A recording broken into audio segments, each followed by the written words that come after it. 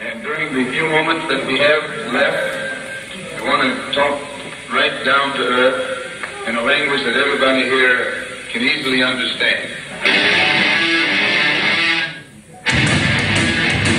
Ladies and gentlemen, welcome to the Sydney Comedy Festival, to NW's Wrestling Chat Show. Would you please put your hands together? Welcome on stage, Mark Williamson!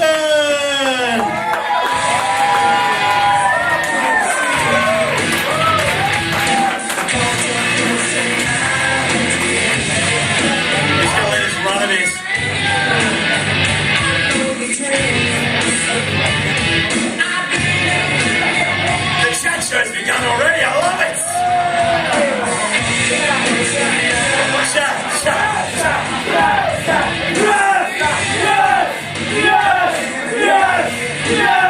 Yes!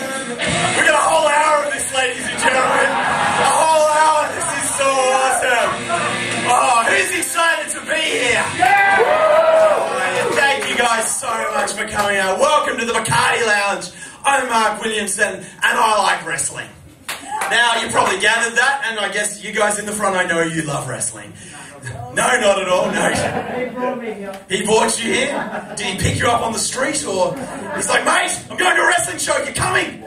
And you're like, yes, yes, yes! And he's getting me a kebab. He's getting you a kebab. You're a cheap date, mate, aren't you? So there are shows in this festival like $100 a ticket, you're like, I'll go to the $20 show. Yeah, it's not quite enough, but the kebab too. You throw in the kebab. No, that's good. That's good. Oh, welcome to you. I love it. Good on you, mate. What's your name, mate? With cheese. What's that? With cheese. Oh, even what? Oh, now he's holding out. He wants $1 extra for the cheese. Your name's with cheese. Wings on With cheese. I'll tell you what. I'll give you the $1 so you can get in the cheese. It's okay. Cheese. Cheese. Cheese. Oh, this is going to be fun, ladies and gentlemen. So welcome. You've been on stage for an hour. No, I'm tired. I'm glad you're tired. No one hand this guy Red Bull. He's like a gremlin. Do not give him caffeine. Do not give him Red Bull. Sorry, I didn't get your name. I'm going to call you Cheese. Cheese, the big cheese. Give a round of applause for the big cheese, ladies and gentlemen. Oh, I love it. So welcome. This is off the bat. We're going to have some fun tonight. Ladies and gentlemen, I am Mark, and the format of tonight's show is, it is a chat show. It's going to be interactive. So I didn't expect it to be this interactive, but that's okay. It's always good to come out of the blocks firing. We've got Big Cheese in the front row. The format of the show is, I'm going to have a chat. I'm going to tell some stories, some jokes. Backstage, we've got a very good friend of mine, a comedian, Jeremy Keast. He's backstage. He's going to come out and have it. He's going to tell some jokes, some stories, and we've also got a real-life wrestler backstage, ladies and gentlemen. Yeah, he's back, yeah. So we're going to bring him on, and we don't know what's going to happen. There could be, he's going to tell some stories. A fight could break out. Who knows? The night is young. Pyro, no. If anyone, I apologise. If anyone came, I've got public liability, and not that much apparently. I rang them like, hey, I'm doing a show about wrestling. Pyro, they're like 10 times what you pay now. Oh, that's good. What about if we have an actual? No, yeah, it's like. With cheese, well, I got a contract negotiation next week. Are you available? I'm guessing you, for a living, you're a lawyer or a workplace advocate. No, but there is a Mexican tortilla place outside. We can rent that out. I like your plan, son. What do you do for a living, my friend? Oh God, insurance. I'm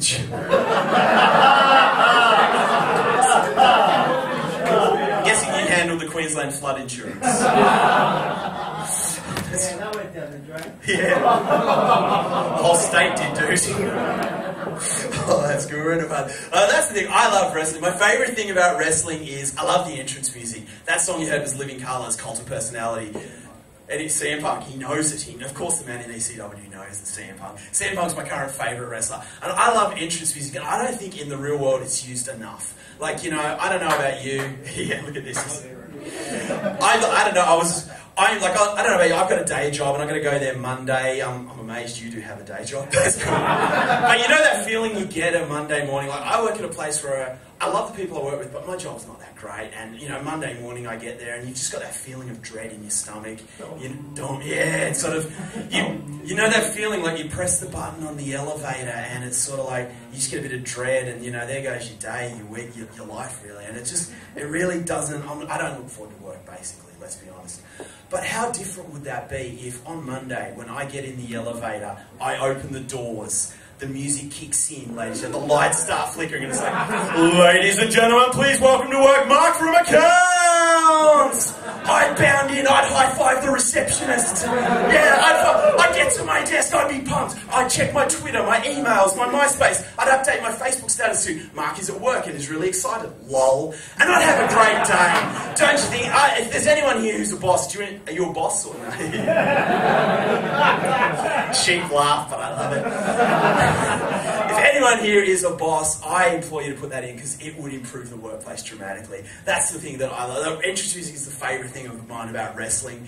The other thing, like, I got into wrestling, when I was getting into wrestling when I was 7 years old. Who's been following wrestling circuit? Yeah, when did you get, who was the first wrestler you were a fan of? Probably Junkyard Dog. Junkyard JYD, nice choice, nice. For me it was Hot, no, we know. Mario Milano. Old school. Who's that? Mario Milano is a famous Australian wrestler. Incidentally, he at the age of 7, he wrestled his last match 2 years ago in Melbourne. He was, believe it or not, Australia in the 50s, 60s used to have a big wrestling circuit. We still got one. TNT runs some awesome stuff, but it used to be massive. It was on Channel 9 in prime time. It was held at the Hordern Pavilion. Thousands of people. It was big. Kind of like we used to have comedy on TV in the good old days. Remember a Good News Week? Remember that? Yeah. Now we've got the Shire. Yeah. Fuck. I'm just. Oh, you're right. I thought you looked familiar. I saw you in the promos. The kebab, they don't have kebabs in the Shire, son. They have meat pies. There's no. You can't get a kebab past Miranda. You cannot. You're smuggling. I tell you what, just getting a kebab into Cronulla, it'd be easier to get a bag full of drugs into Indonesia than that. That's for sure. But ladies and gentlemen, like I said, I've been following wrestling since I was 7. If you're wondering, I am 32. Check this out. Here's a magic trick for you. 32, 42. Yeah, I know. The comic inside me loves the laughs, but the guy who lost his hair at 21 dies a little bit. But that's okay. No, it's good. Oh, that's all good. This is so much fun. No, it's all good. I followed. Hulk Hogan was the first. Hulkamania. Hulk Run Riot. Hulk was massive in the 80s. Clap your hands if you've heard of Hulk Hogan. Good work. Now, anyone here not, and it's okay, don't be afraid, I'm not one of those comedians who's going to come back at you hard except for him. Anyone not heard of Hulk Hogan? Yeah, brother. You've heard of him. Hulk Hogan was mad. Hulk Hogan in the 80s, he was bigger than Bieber. He was massive. He was everywhere. Yeah, he was Bieber of the 80s. That's how good a decade it was. His mo was bigger than Bieber. He's left by He was massive. I mean, Hulk Hogan's so big that even today, like, it makes news that his sex tape. Hulk Hogan's now 58. A sex tape of him actually features in. It's actually been big news. It was on TMZ. Has anyone actually seen the Hulk Hogan sex tape? You've seen photos? Oh, I've seen a clip of it, and it's kind of like a Hulk Hogan match in there. There's a very big opening, a lot of posing, and it's over really quickly. It really is.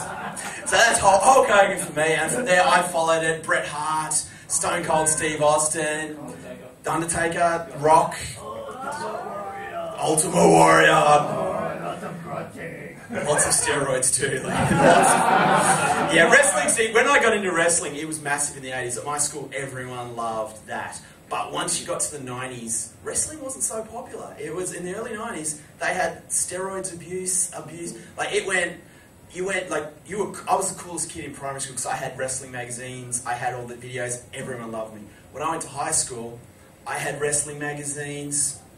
I was gay, apparently. Now, I'm not homophobic. I went to an all-boys school, and it's wrong, but being gay was the worst thing you can be considered. So I had to sort of keep my whole habit of wrestling in the closet, really. My magazines were in the closet. I'd have people over. I'd have to hide my Hulk Hogan poster, my Ultimate Warrior poster. I had to sort of keep it in the closet.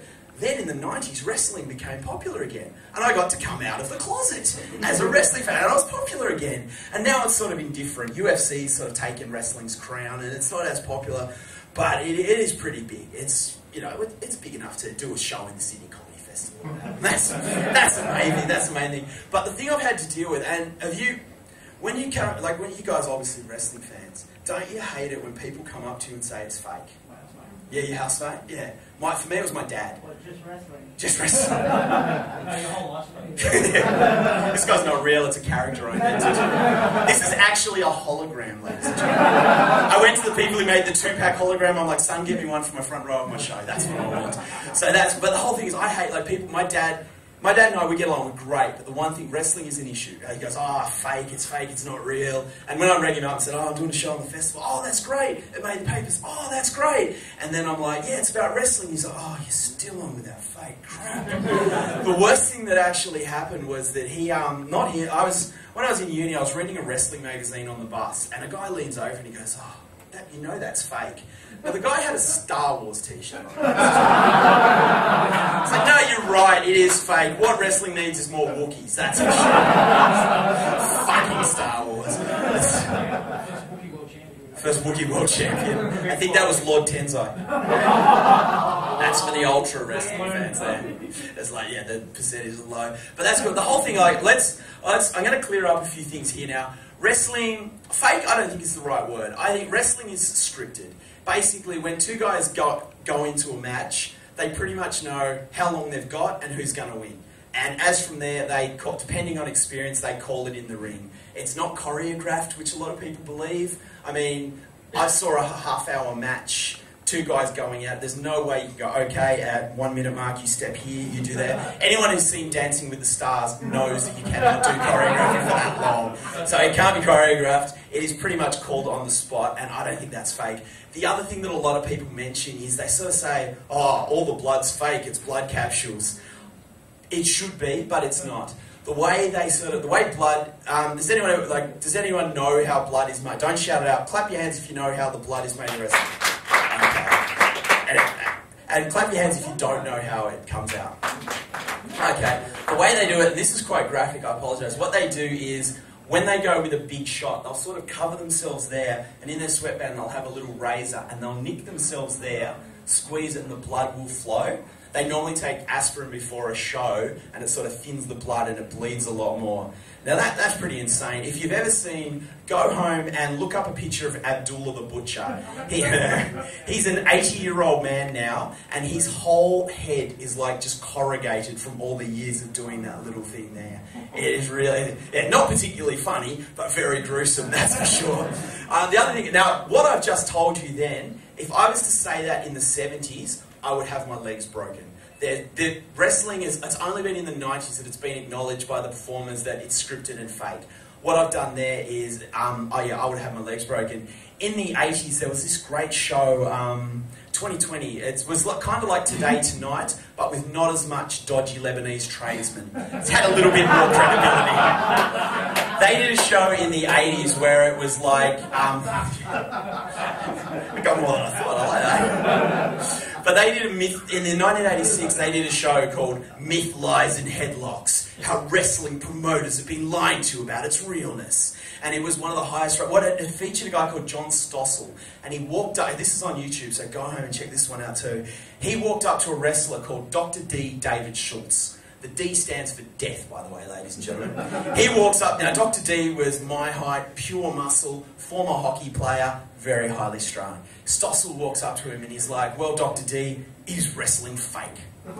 Yeah, Dr. D straight away slapped the taste out of his mouth. He's like, is that fake? Is that fake? Now at this point, it clearly knocked Stossel over. Like, he was staggering around and he sort of... And then, I don't know to this day why he did it. He then sort of got up, gathered his composure and goes, you didn't answer the question, is it fake? Then the next one, bang! This slap knocked him out cold. You can knock someone out with a slap. Stossel goes down to the ground, and Dr. D follows him down, Matthew Newton style, going, is that fake? Is that fake? Is that fake? Yeah. Fuck you, Matthew Newton. If you're mentally ill, I'll apologise, but if you're mentally ill, get off the piss. Get out of Miami. But Stossel did that, and basically that whole scenario, that was 2020's highest rating segment. It went through the roof. WWF actually got a spike because people were like, I want to see this guy. Stossel successfully sued the WWF abuse and actually got off them $420,000.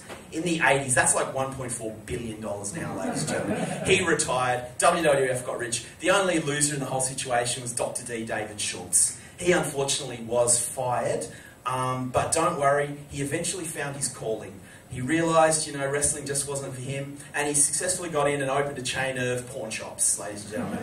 He was going well until the 90s, and someone accused him of selling them fake gold watches, and yeah, it didn't end well. He got sued once again. So that's why you should never. TNT's backstage. Don't ask him if it's fake. It could get violent. Can you ask him if you'll hit me for $420,000?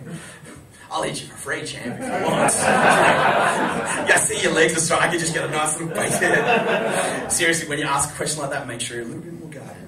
No, that's cool. But the other one, the other story, the other thing from the 80s that I found amazing was there's a guy, the Iron Sheik, who I'm going to talk a bit more. Yeah, some of you guys know. Some of you guys are clearly on Twitter. But basically, in the 80s, it was... Like, the wrestlers kept it up that it wasn't that real. It was sort of like it was a scripted. It wasn't scripted, so they were real.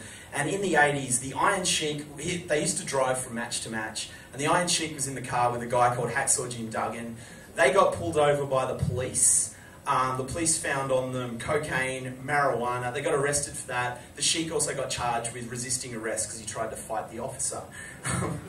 Now the next, he didn't win. Apparently wrestling moves are really good, but they. Yeah. Nah, camel clutch doesn't beat a taser. I have a feeling that's some information you might need to know for later. So, but basically what happened, they got pulled over, they got thrown in jail overnight, they were bailed out, and the next day at the WWF tapings, Vince McMahon, who owns the whole kit and caboodle, he called a meeting, and he gathered all the wrestlers around, and he read the riot act. He shouted at him, he screamed at him, he fired the Sheik and Hacksaw Jim Duggan on the spot. And he said pretty much, from now on, the WWF has a zero tolerance approach to good guys and bad guy wrestlers travelling in the same car. He completely ignored the cocaine, that was fine. It was the 80s, the marijuana, not a problem. But the fact that a good guy and a bad guy are in the same car, he fired their ass, ladies and gentlemen. Because damn it, they can think that we fight policemen, they can think that we do drugs, but god damn it, they can't think that this isn't real. That was Vince McMahon, that was it. And the Iron Sheik now, clap your hands once if you've heard of the Iron Sheik. Clap your hands once if you're on Twitter.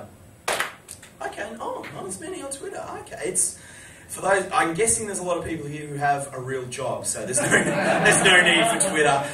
For those of you who are on Twitter, if you are, follow the Iron Sheik. He should really be a footnote in wrestling history. He should be to wrestling what Mark Latham is to politics. Seemed like a good idea at the time, but turns out he was a bit crazy. The Iron Sheik was a legitimate. He's now in his I think he's in his 70s. He was a legitimate. He went to the Mexico Olympics and placed like 4th in amateur wrestling. From there, he became the Shah. He's from Iran. He was the Shah of Iran's bodyguard. So he's a legitimate tough guy. He came to America, being that he was Iranian and it was the 60s, of course he was a bad guy wrestler. He used to dress up as he actually won the world title. He was a world champion. Then he lost it to a guy, Hulk Hogan. Hulk Hogan pinned the Iron Sheik, and from there the Sheik sort of gradually fell off the radar a bit, and he really should have been a footnote. Then social media hit, ladies and gentlemen. He did a sheet. If you go onto the YouTube and click Iron Sheik rants, yeah, there's thousands of them. It's pretty much, here's someone who, I don't know, I think someone failed to tell him that wrestling isn't real, because he still holds a grudge, ladies and gentlemen. It's common, he sends about, he hates everyone. Except for Mel Gibson, funnily enough. Which I actually, at this point, I was going to read out the Sheik's top 5 tweets. I checked through yesterday, 4,854 tweets. Once I ruled out all the racist tweets, we were down to 900. Then I took out all the homophobic tweets. We were down to 5. In the end, this is the only tweet I can say on stage. And this is a tweet he did yesterday. There's a footballer or a baseballer, Brad Miller retired. He goes, Brad Miller retire. Rich, good person. Fuck Tito Santana. Tito Santana hasn't been a wrestler since 1989. He still holds a grudge. Every tweet he'll do, like, when he tweets about Mel Gibson, it'll be like, fuck Coco Beware, another wrestler no one's heard of 30 years ago. But his most vitriol is held for Hulk Hogan. The man, in Sheik's mind, he did an interview on the Howard Stern show, I think it was the early 2000s, and it's on YouTube. Who knows Howard Stern, yeah? Anyone not know of him? You went to his strip club. Of course you did. Guessing you went, did you go with the Sheik? This year, NYC in New York. I didn't know he had a strip club. Yeah, he does. Was it in New York? Was Kevin Rudd there? I bought him a lap dance. You bought him like taste. I'm guessing you also gave advice. Yeah, appoint Gillard. She won't knife you. Yeah. Oh, that's good. I didn't know he had a strip. Oh, Howard Stern's a big radio star, and there's a Sheik is in there. He's in full military regalia. He's got his medals on. He didn't actually fight in the war, so I don't know where he got the medals from. My guess is he rolled someone on their version of Anzac Day. I don't know. And he gives this. He looks really dignified. He's like, it looks like someone you would have seen on Wednesday. One of those old men talking about the war, and he was talking about the war, but the war with Hulk Hogan. Stern sort of takes his hand and he goes, "So you're telling us backstage about Hulk Hogan?" And he goes, Hulk Hogan! Hulk Hogan racing balls! Ray Hulk Hogan, not a real man. Oh, I hate Hulk. He goes, what I'm going to do to Hulk Hogan, how would I do this? I put him in the camel clutch. Now, the camel clutch is a move where your opponent is has his stomach to the ground. You pick them up, put them over your knees, and you clamp back, and it puts pressure on the spine. Don't try it at home. It is an actual move. It does hurt. He goes, so I put him in the camel clutch. I break his back. Howard. And he goes, and then what are you going to do, Sheik? And he goes, then he goes, I humble him old country way. I humble him old country way. And Howard's like, what do you mean, humble him old country way? Now, I'm quoting here, so I apologise for the next bit of this show, but it's... The Sheik's idea of humbling someone old country way is to put their penis in their behind. Because he didn't say it that eloquently. He's like, I fuck his ass, Howard, I fuck his ass. You know, you fuck ass, you know what it is. You humble him old country way. And then the rest of the interview descends into Howard and his assistant going, that's gay. She goes, no, it's not gay to humble a man. You fuck ass of a man to humble him. It's okay. It's okay. It's not gay. There's nothing gay about that. Yeah, the Sheik, that's the Iron Sheik, and he is a legitimate nut. He's an absolute nut job. The other one, just before I bring on Keasty, these days, like, to get into wrestling, it's... Oh, sorry, has anyone got any questions? Not you, but has anyone got any questions at this stage? Anything that they want clarified on? No, we're all good? Oh, that's cool. If you've got any, later on feel free to ask. Don't be afraid to put your hand up. Not you. And I'll answer questions and we'll talk that through. So, but these days, like, to become a wrestler, it's quite easy. Like, you can TNT, if you want to become a wrestler, TNT runs a dojo. You can go, train, become a wrestler, be trained and have a go. But back in the 50s and 60s, it wasn't like that. You see, to become a wrestler back then, you had to know somebody. So Bobby Heenan, who's heard of Bobby Heenan? Yeah? For those who haven't, Bobby Heenan he became a wrestler, but he's more known as, in the 80s when the WWF was big, he was their lead manager, he was a commentator, and he's a genuinely funny guy. Like, I think he missed his calling in stand-up because he has some great calls. And he tells in his book a story about how he broke into wrestling. When he wanted to become a wrestler, he sort of started hanging around the matches. He'd go up and ask them, and they'd tell him to shoo, go away, go away. And then after 6 months, he started he'd do odd jobs for the wrestlers, like he'd go buy them a packet of smokes, he'd take their rings away, he'd wash their cars. Then after about a year of doing this, one of the wrestlers took him aside and said, "So you're serious about this, son, are you?" And he goes, "Yes, I am." And he goes, "All right, meet us on the outskirts of town at a gas station at 9 o'clock and we'll train you." So he rocks up there and they said, "I'll bring a change of clothes." So he's got his clothes there and the car pulls up at 9:30. 4 wrestlers get out, put him in the car, put a wrestling mask on his head, and they drive him into the middle of the woods. And they take him out and they go, "Right, you know who's here?" And he goes, "Yes, sir, yes, sir." He goes, "Right, you want to be a wrestler? We're going to train. Now, what we're going to tell you now, no one knows. It's a secret. If you tell anyone this secret, what will happen is we will break every bone in your body. You will go to the hospital, and when you're out, we will break every bone of your body. And this will occur for the next 10 years. So he goes, "Do you agree to those terms?" And I guess if you're in the middle of the woods, you've got a mask on your head, 4 wrestlers around, yeah, you're going to agree to them, let's be honest. So he agreed to it, and they let him in on the secret. The wrestling was real. And despite the fact that he'd been there for a year, he genuinely had no idea that it was scripted. And so, he went on, he became a good wrestler, better manager, had a full career. But that's how he broke in. And he released that book last year, and it was critically acclaimed until the guy read that story, and then they went and broke all his legs and bones, ladies and gentlemen. Because there are some people who still do not believe that it is. All right, ladies and gentlemen, it's about time. I've rabbited on enough. My big cheese up here, I can see he's getting angsty to say something. So we need someone to talk to. So, ladies and gentlemen, you guys ready for your first guest? Yeah! Alrighty, ladies and gentlemen, I can honestly say this next guest, he is the star of the cult classic TV show I Rock. If you haven't seen it, get it out on DVD. If you can't find it on DVD, ask me, I'll lend you or burn you a copy. It was a great show. It was on ABC, it really was a great show. He is one of my best friends in comedy. He's a great guy, and he's also one of my drunkest friends. So, ladies and gentlemen, we're in for a real treat. So what I need you guys to do, you guys have been amazing for me. Let's start with a bit of a cheer. Let's get clapping. Let's grab it up. Welcome to stage, Jeremy Keast. Yes.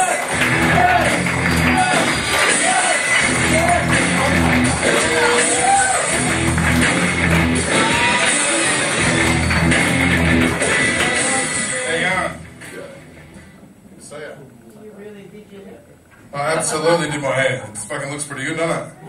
He even wore pants too. That's not a guarantee when you book him. Who's Dick Cheese? Oh, what, your dick and your cheese?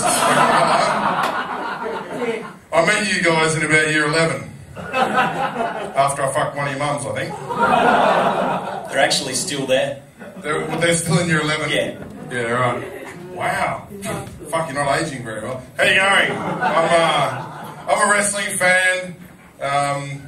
Who's the wrestling fans? Yeah! Yeah! Woo! The other guy's going, fuck, is that guy real? Yeah, I did my hair good, huh? Got my beard. Got my beard, I fucking stole it on Sheamus. You guys know who Sheamus is? Yeah. Is this fucking like the whitest guy in the world with a fucking red beard like this shit? Yeah, well, that's exactly what he did. Last year, he actually had a fucking lookalike competition and a Christmas candy cane won. It was fucking amazing. Amazing. I do love wrestling. Now, there's some cool wrestlers, like some kick-ass wrestlers, but there's some weird ones. It's all about the theatre. Right, has anyone ever watched, like, you click over to the wrestling on a weekend, and you're just going, what the fuck is this? It's a soap opera with, like, weird makeup. That's pretty much what wrestling is. Like, there's some freaks. Like, back in the day, correct me if I'm wrong, because I'm historically just 100%. Did you say drunk? Yeah, I'm historically drunk. I need to do a wee, actually. No, there's a dude, like, you go back in history, there's some weird dudes. There's a guy called Killer Kowalski. In 1954, he fucking ripped the guy's ear off. Like, people thought Mike Tyson was a fucking pioneer. No. Shit is old. Kamala? What's that? Killer Kowalski, he was known as the vampire, because he did that in Japan, he was known as the vampire. He actually, because back then they didn't have cosmetic surgery, he actually used a nail file and filed his teeth into points so he looked like a vampire. He was a pioneer of that look. Yeah, goths these days, like... Yeah, no commitment. No, absolutely no, they wear fucking mouth guards. Any goths here tonight? Fuck off, you three. What about Kamala? That was the other guy. You guys heard about Kamala? In 1984, that guy ate a live chicken on fucking TV.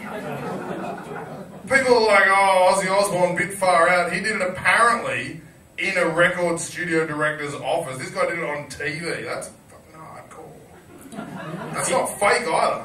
I think they're actually stolen that. That's going to be on MasterChef this year. It's going to be a live chicken challenge. Kamala's going to be the guest judge.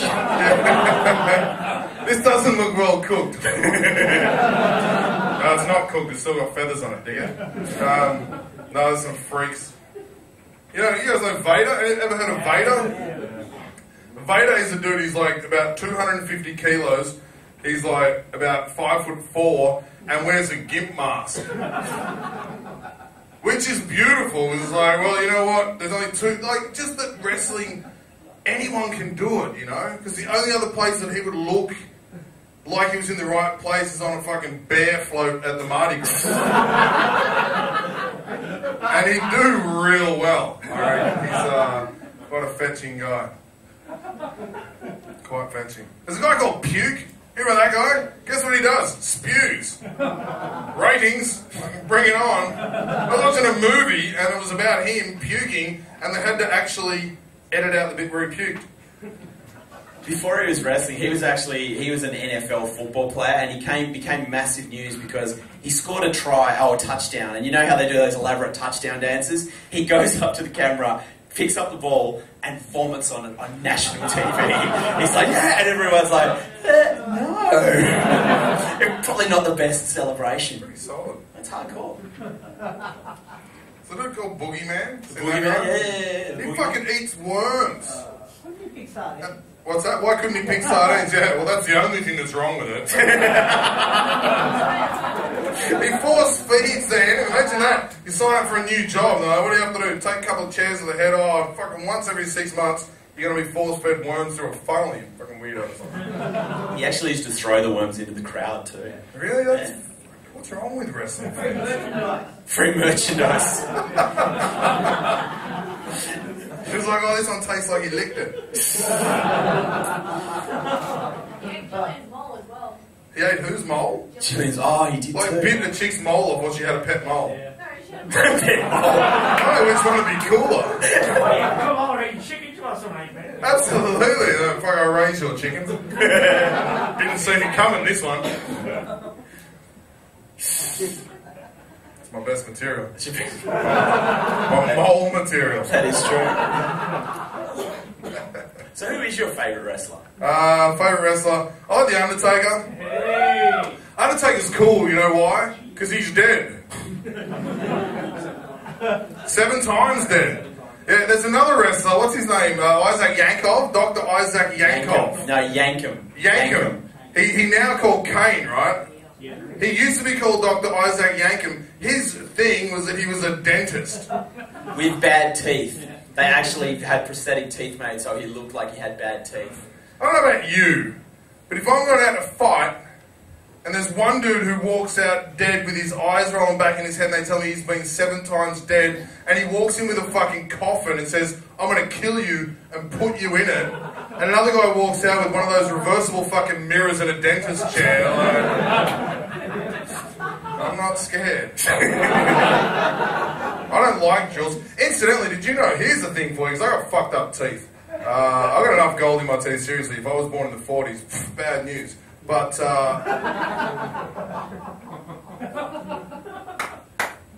Thanks, that's the one clap from the Jew. You sure the Iron Cheek isn't your father? We've had the homophobia, we've had the racism. Yeah. Just like fuck Tito Santana, you got the trifecta. No, did you dentists? Here's the thing about dentists. They have the second highest rate of suicide of any profession. Oh, that doesn't fucking serve them right. That's the only thing that makes me feel good when I get out of a dentist. Just go, hey, fuck it. You're probably going to kill yourself. So I don't know if it applies to the pretty dental nurses, because they're pretty. I find. You know what I like about wrestling? Wrestling fans, you guys are wrestling fans, I can tell, because you're fucking idiots. No, like even wrestling fans don't take themselves too seriously. Like, you never meet a wrestling fan and they go, fuck off, mankind. What is that shit? Is that seriously a mankind? Oh, so he got the no, it's the Cobra. He's got the Cobra. Oh, this is good. For those of you who are wondering who that is, it's the guy with no girlfriend. He's a handy bloke to know. Now the good thing about wrestling fans, like, it's not like you ever walk up to a wrestling fan and go, you know it's not real, and they go, what? You mean Undertaker's not dead? Like, you guys aren't that stupid, you know what I mean? It's not like delirious fucking idiots, like Jeff Buckley fans. Is there any? There he is. I don't know where you've been. Jeff Buckley fans shit me up the wall, like, seriously. And, like, fuck, and people are like, oh, he's a guy, he's amazing. I'm like, fuck, he can't even swim. You know? Fuck. I had a guy the other day and he's like, man, you know what he did? Like, he's a fucking karaoke artist at best. He did a cover song of one guy's song. The guy goes, mate, he took 30 verses and he picked the best ones and he made an amazing song. Like, he should have selectively edited the rest of that song out and not done anything. It's shit, right? This guy's like, oh, but he's an amazing guitarist. I'm like, no, he's not an amazing guitarist. Jimi Hendrix is an amazing guitarist. Kirk Hammett, maybe Dimebag Darrell, Chris Chaney for Australian. He's a fucking Bob Dylan impressionist at best. Alright? And this guy got worked up at me, and he said, oh, you can't hang shit on him, he's dead. I went, well, if we're going to go by that, I can't hang shit on Hitler either. And that guy was a cunt. Like, a massive cunt, did heaps of bad shit. And he's like, no, you're playing a different game. I'm like, no, you're a fuckhead. So if there is any Jeff Buckley fans in here, I'm sorry, but Jeff Buckley ruined movies as well. Not just music, but movies. You know, every time you're watching a movie and Hallelujah comes on, you know someone's going to die. That shoots me. So I'm guessing you won't be a guest in my show next year, MW's Jeff Buckley Chat Show. I'm actually... Still cheers. Yeah, I'm actually going to make I'm going to try and make a website called Why Jeff Buckley is Worse Than Hitler. .com. Because like, oh, he doesn't even know you've got to put a .com, which was weird because you all look like the internet generation. Anything else you'd like to discuss? Any questions for Keasty? Anything out there? You know, don't worry, he doesn't bite that much. When did you start watching wrestling? 1989, Royal Rumble 2, Jake the Snake threw his fucking snake in. Andre the Giant, what a dickhead, jumped over the ropes. All he had to do was go under the ropes and he would have still been allowed to play, right? But he stepped over the ropes himself and threw himself out of the fucking game. Scared of a snake. The guy is 7'4" and weighs as much as this fucking room. Like, he could have eaten the snake. Like, he could have pulled his dick out and the snake would have gone, fuck, that's a big snake.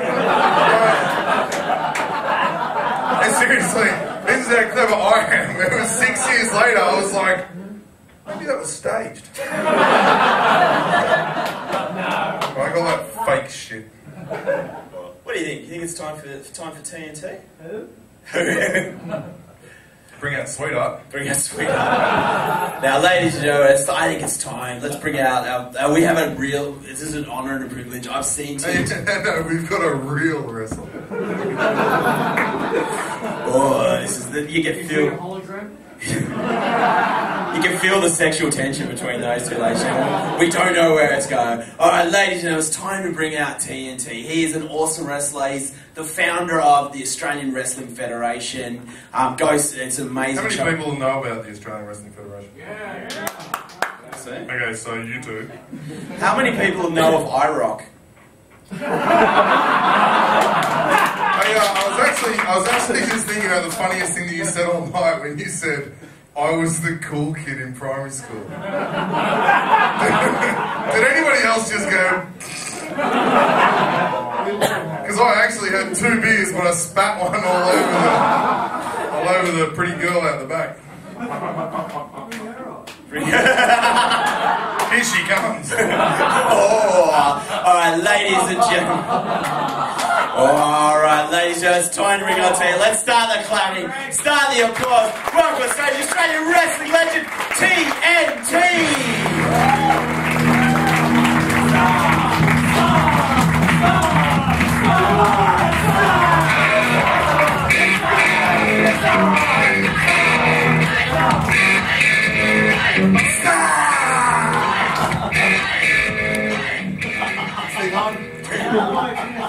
3, 2, 1, it is detonation time. I'm TNT, the most explosive wrestler on the face of the planet, and I'm proud to be here at Mark Williamson's Wrestling Chat Show. Come on!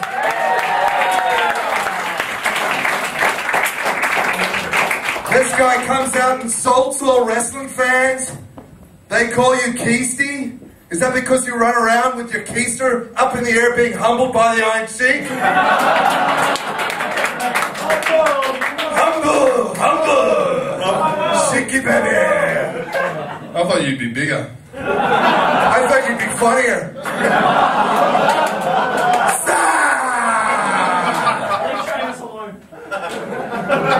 He's been shaming us all night, brother. Anyway, just in case you don't know who I am, I've been wrestling since I was 17 years of age. It's my job, it's my passion. Love professional wrestling like I hope some of you guys do. I've had the opportunity to wrestle all around the world. Been to the United States, Mexico, Japan, New Zealand, Australia, all over the place. It's my passion, it's what I do.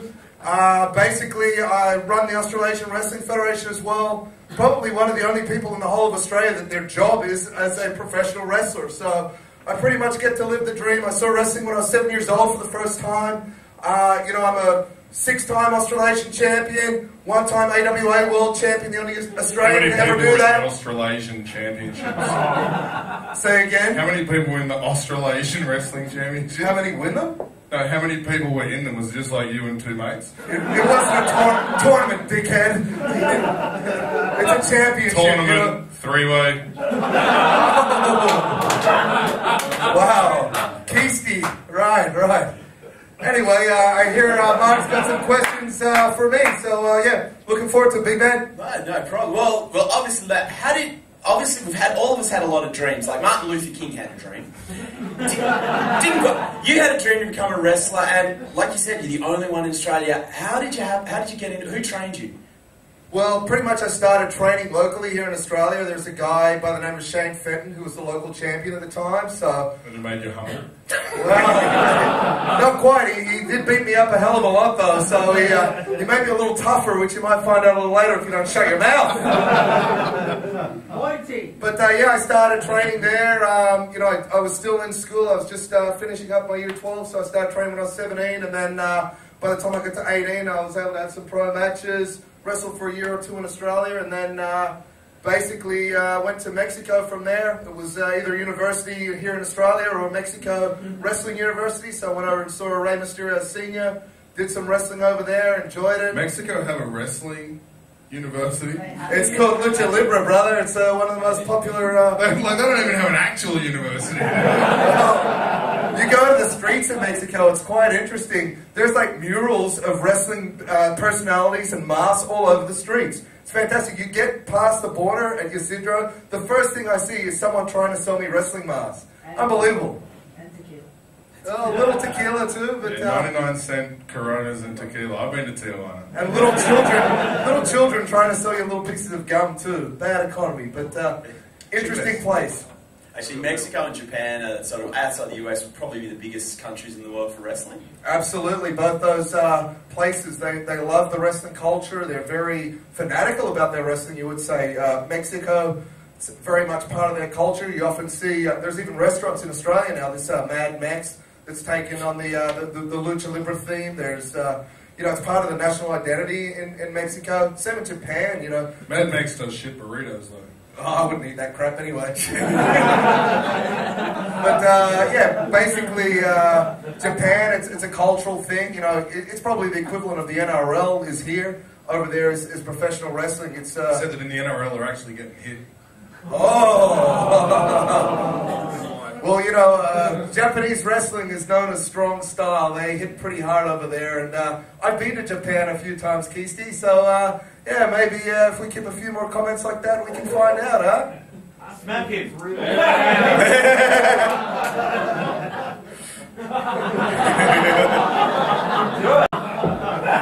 Oh, the tension's palpable, ladies and gentlemen. Round one. Bring the girl. Going to get humble backstage again, huh? As we have the sheik, of course. That guy. That guy. So you've wrestled over in Japan, all around the world. What about locally? Like, how many shows a year do you do with the AWF? Well, it kind of depends on how many I want to actually run, but how busy I want to be. But generally, we run probably about 40 shows per year on the average sort of thing. And I've been doing that since 1999.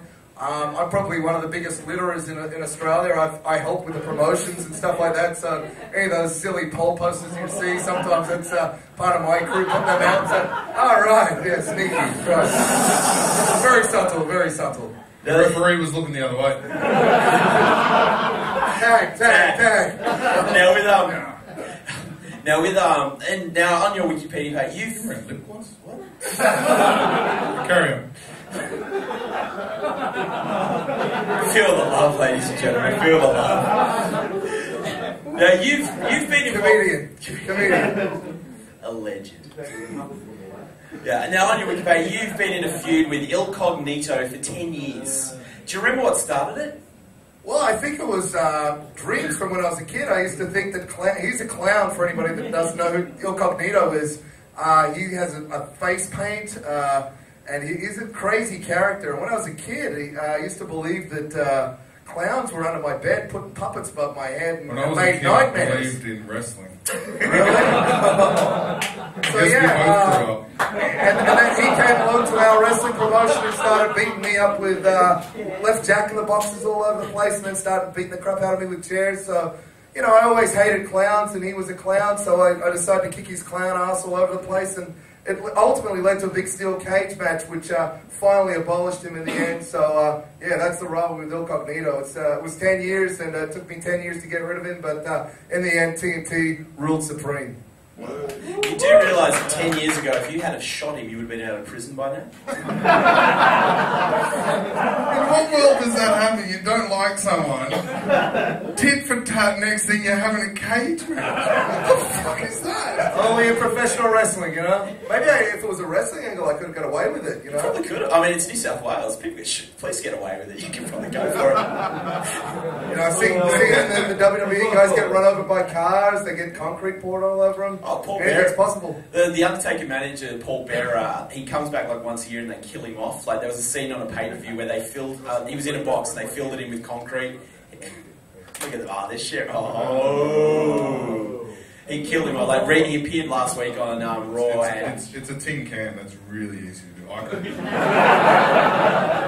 Look at the tension between these two, ladies and gentlemen. Look at the tension. Can you take one on the head? As well as your mum can. At least I know it's to my mom. What? See. Just don't touch the hair. Somebody get someone. WWE, World Wookiee Entertainment right there. Now, both you guys are on the road a lot. Like, you're travelling for shows. I think you're going to say we're on the roids a lot. I was going to say, look at this guy. Well, not him, but me. Pencil neck Shit. I think he's on a lot of things. Roids isn't one of them. And by roids, you mean beer and fucking heaps of it. All the time. On the road, any roads, anything happen on the road that sort of, not the average accountant? Anything real. Questions for you two, you're on the road a bit. Road trips, yeah, I've been on plenty of adventures. One time I was in Japan, actually. I arrived, two of my friends who were on the same tour were already there. One of the wrestlers' name is Crackerjack. He's a Melbourne-based wrestler. Basically, I get there, it's in a place called Shinjuku, which is like a exciting place with a lot of lights, a lot of big buildings. And he's all bruised up and beaten up. Easily amused, lights. You'll be looking up at him in a minute. Anyway, back to the story. Crackerjack, his head's all bruised and he's all beaten up. And I figured he's had a match because he likes to wrestle extreme matches with a promotion called Big Japan Pro Wrestling, where they'll do barbed wire, they'll do light tubes, they'll do all kinds of insane things. And he goes, well, not really. I said, what happened, man? He goes, well, I was out last night, I was hanging with the Yakuza in some strip club, I was singing Welcome to the Jungle, and basically, when I left there, I didn't know where I was, and I walked across the street and I got hit by a bus. And I woke up about 3 hours ago and I was lying in the middle of a median strip with a bunch of young Japanese schoolgirls pushing and pulling at me, trying to wake me up, and I'm like, dude, what the hell? And this is like his first night there. So basically, we said, oh, we better go out and have some fun. So from there, we go into the main street. Mad Dog McRae, who's the other guy that's with us, he starts getting a bit drunk. We have a couple of drinks, and all of a sudden, he's picking things up. And then Crackerjack picks up like a big sign with a concrete thing on the bottom of it to hold it down, and starts pressing it, says, I'm Godzilla. Mad Dog starts going, I'm King Kong. And he knocks over this fluorescent light box sign and smashes everywhere. I'm like, whoa, what the hell? And then Mad Dog just runs away, and we don't see him for the rest of the night. It's like, where the hell did he go? It's like, so we said, oh, we're going to continue the night. We end up traveling on our way. We end up in this crazy club thing. Could be, I don't know. It's kind of weird. Where we were, we thought it was going to be something like that, believe it or not. No, fake strippers. Basically, it was some young girl with a rubber ducky around her waist with a bunch of old men in there clapping and singing. We're like, what the hell is this? This is like, we've been promised the ultimate show of eroticism, and this is what we got. Yeah, it was very strange. So yeah. Yeah, I guess so. So you have Mad Keast's sister then? Yeah. She was a real beauty. Anyway, we're in there. We go, what the hell is this? So we leave there. We go to this other place, and then it's actually pretty good. There's some. I'm speaking to like a very buxom American woman, and then he's upstairs speaking to a Japanese girl. He doesn't speak any Japanese, mind you. I get a tap on the shoulder from the security. And the security guard said, look, your friend's caused some trouble. So I'm like, oh, God, so can you come up and get him? I get up the stairs. There's this girl saying, I kill you. I get upstairs. I kill you. You're dead. I'm like, what the hell, dude? She's trying to rip me off or whatever. I go, what the hell? And then a whole bunch of these stealth ninja style sort of security guards come out. There's like about 6 or 7 of these dudes all of a sudden. I'm like, crackers, we got to get the hell out of here. And I was like, oh, okay. So he's all inebriated, and we're like pretty slow. I still had a drink, so we were taking our time to get out. Inebriated means drunk for the wrestling fans. He's smart to the business. Anyway, we start to get out of there or whatever. I kind of lose him for a minute or two, just in a convenience store or whatever. I come back out, and he's like in the fetal position on the ground. I'm like, dude, what the hell? He's like, he was just really drunk. I said, oh, we better get a taxi and get back. Put him in the taxi. Finally, I hollered one down. We finally got him in there. He opens his wallet. He goes to me, oh, it's all gone. I go, what's all gone? He goes, all my money. I go, what do you mean all your money? He's going to be here for another 2 weeks. All his money for the next 2 weeks is gone. So he's like freaking out, going, oh my God. And then basically we get back to the hotel. Mad Dog's locked out the front in his underpants. He's lost his pants on the way home. PVC underpants, wrestler style. Yeah, those ones that you were strutting around backstage earlier. Nice. Yeah, and he's there, and it was just like the wildest night. We're making a bunch of noise out the front. It starts raining, actually. Crackerjack decides to run onto this pole, spins around the pole. He goes, "I'm Clark Gable!" Spins down, and gets onto the pole, slips on the pole, lands head first. You hear this thickening, pop! I go, "Oh my God." We start, there's a bunch of, this is like at 6 a.m. in the morning by this stage. Japanese people, they don't like a lot of noise and commotion. They come out and go, "Oh no, go inside, get out of there." Then the next morning we come down, there's a big sign on the door, anyone making noise and causing trouble in this hostel will be kicked out straight away. That was only one night. All I heard out of that was how amazing it would be to wake up on a median strip with Japanese schoolgirls pushing and pulling at you. And how the fuck does a wrestler know who Clark Gable is? Well, he's pretty switched on, this Crackerjack. He knows how to take a hit to the head or two, that's for sure. Yeah, I'll give you that. And by the second or third day, his head was going like weird colours. Like he had a rainbow on his head. It was like sticking out. It was like yellow and purple. And that's welcome to Japan sticker. Yeah, you know who Crackerjack is. They let you travel. But one of the funniest dudes and an awesome guy. I had a similar story. I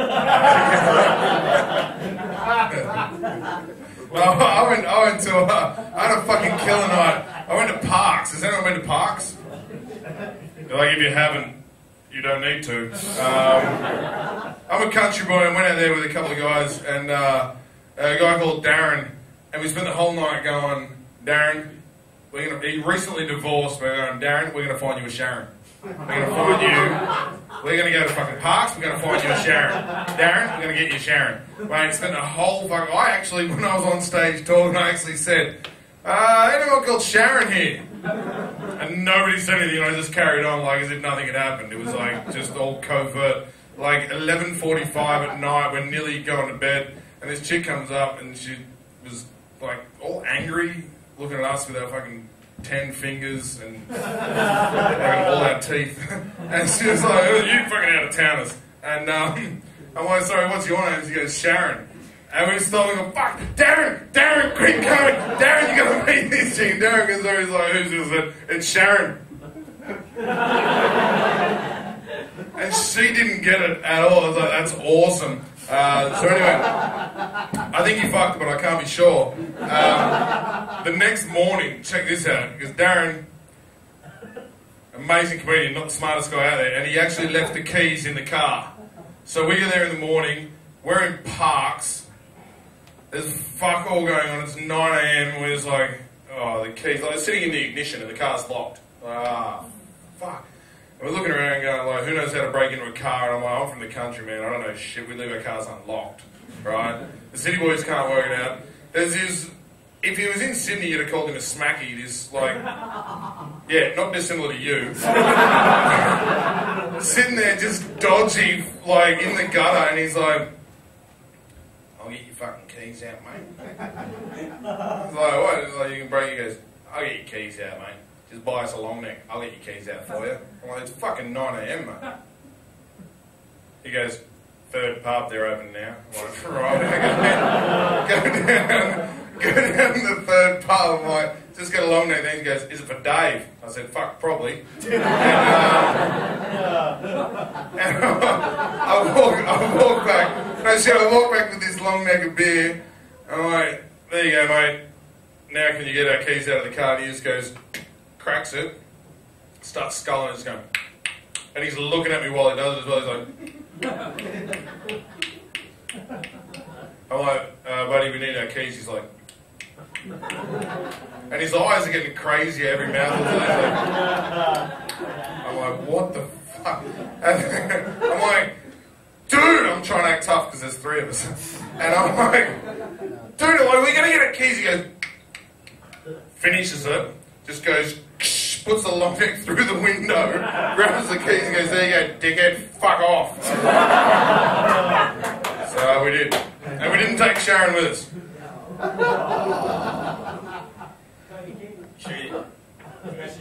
No. Sharon on the line there.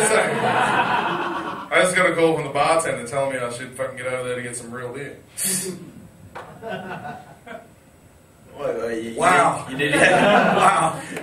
Oh. look at that. Shit. This is how fucking real wrestling is, right? I'll teach you guys a little bit about real shit in wrestling. Come closer.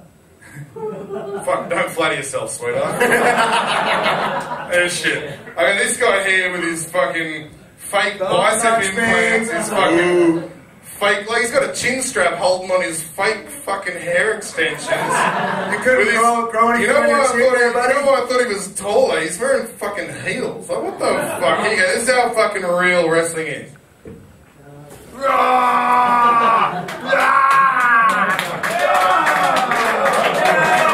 Whoa, that was impressive.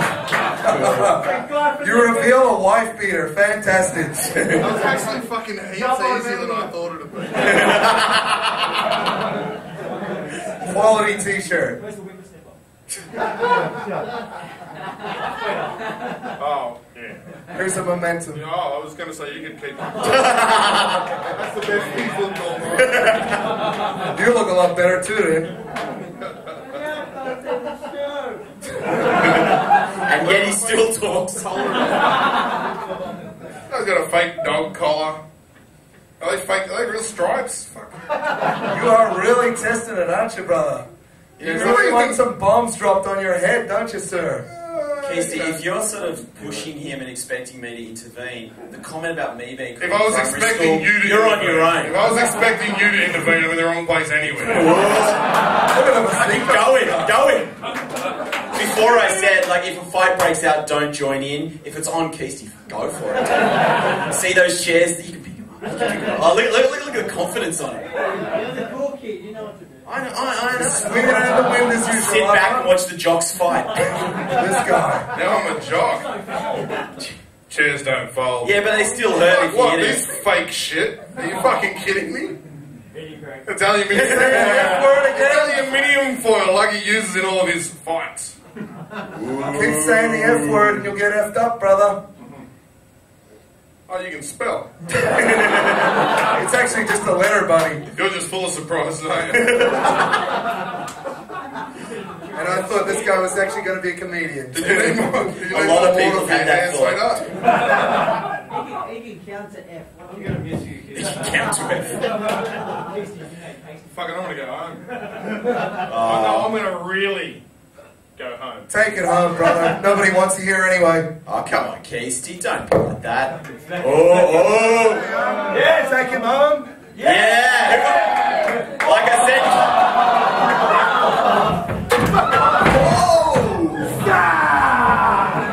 Bye-bye, Keasty. Thank you, guys. TNT, ladies and gentlemen. Seriously, thank you, man. Thank you. So you're in insurance, right? Public liability by any chance? Do we all get angry? Why are wrestlers so angry? I know.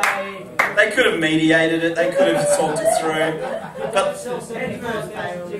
like I said, if you spend more than 5 minutes with Keasty, you'd do the same thing. Let's be honest. I just got a text congratulating me from his wife. You know? Just careful, there's Keasty DNA on that. You don't want to spread. We don't want that to spread. It was his shirt. It's like Pirates from the Caribbean ship flag. What is it?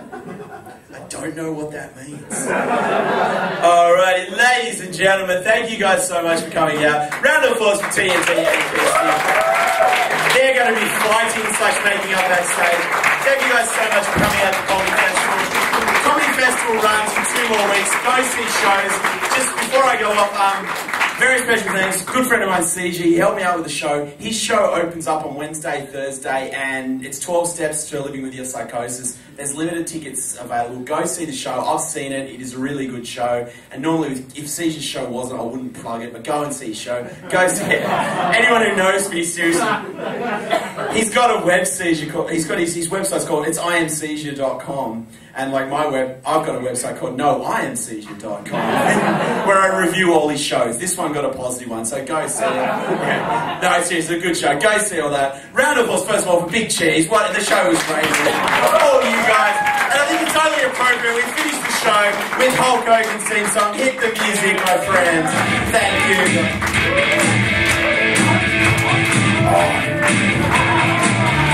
seriously need to go and check out and see if Keast is still conscious. Ladies and gentlemen, thank you guys. I've been Mark Williamson. You guys have been amazing. Thank you.